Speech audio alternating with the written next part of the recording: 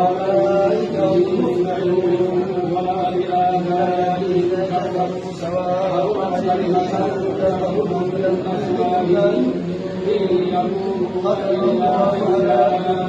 الناس كفروا الساعات ولهم عذاب أليم بهذا الحديث أسفا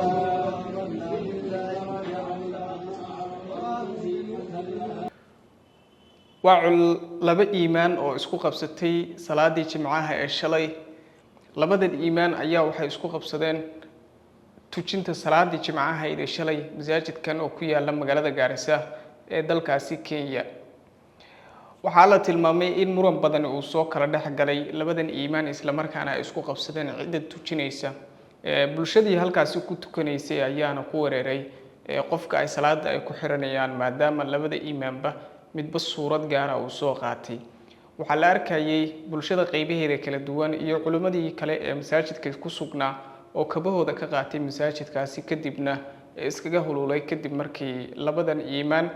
mid walbaba uu gaarkiisa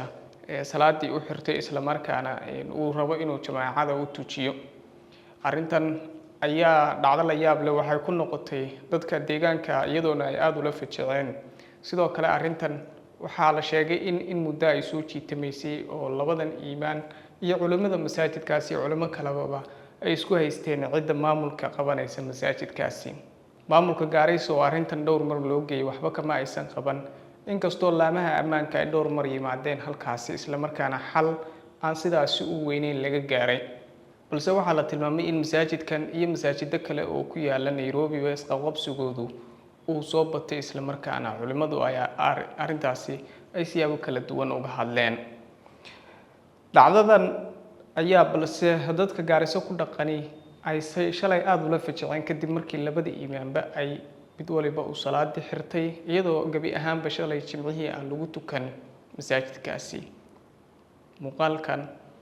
ayaa kamid ahaa muuqaalada ku faafay baraha bulshada ee sida weyn looga falceliyay isla markaana bulshada qaybaheeda kala duwan siyaasiyiin iyo qaybaha kala duwan ee culimadu ay siyaabo kala duwan uga hadleen magaalada Nairobi ee caasimadda dalka Kenya dhawaan arintan oo kale ayaa ka dhacday oo laba iimaan ayaa waxay isku qabsadeen masaajid taladiisa iyadoo ugu dambeyntii arintaasi ay dhalisay gacan ka hadal sababay dhaawac soo kala gaaray dhinacyadii dagaalamay